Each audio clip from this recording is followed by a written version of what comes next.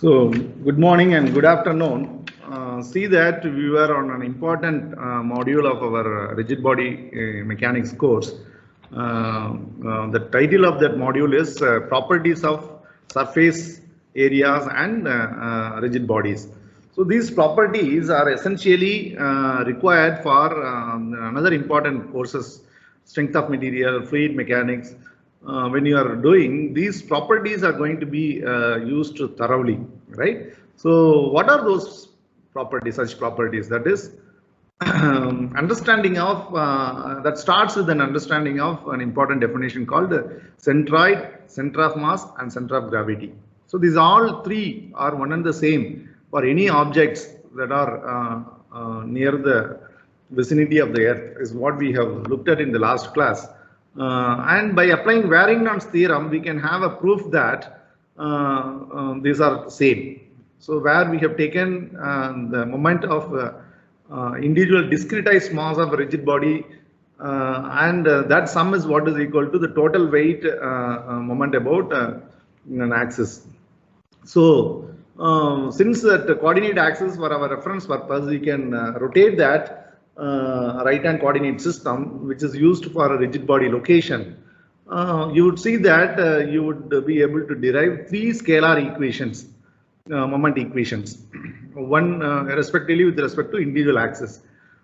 So then we have extended our understanding that instead of a rigid body, if the rigid body is a homogeneous body and specific weight is constant, you have proved that the center of mass, center of gravity are centroid, that is center of volume, all are one and the same.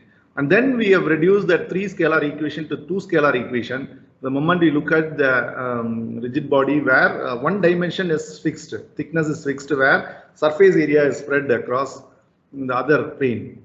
In such cases, the area property is very important. Or we have also extended our study that one scalar equation is sufficient for one dimensional body. The wires, if you take a truss, so truss slender members you consider to be one dimensional body assembly, the entire truss centroid location to find out one scalar equation is sufficient, is what we have just seen in the last class. And we have basically understood important mathematical definition of moment of area about an axis, Qx and Qy. So they are used to find out the centroid location of your surface area. So the surface area here means you have structural members, whether it is a civil structure or it is a mechanical system structure. You see that any component, when you take a section, the section will be perpendicular to the axis of the component.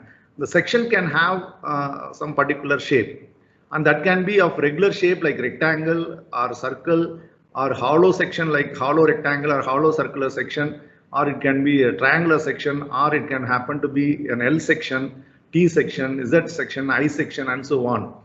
So these all various sections where these sections are extruded to get a component like beams, chassis frames, and so on are the example. So this section centroid is what is very important, so that you define something called the neutral axis of the section.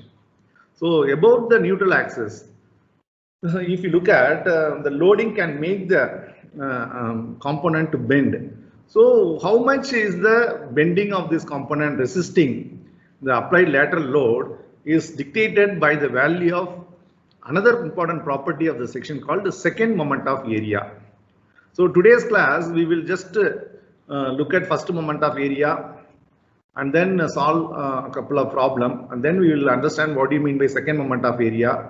And the second moment of area is not ending. There is something called the product of inertia.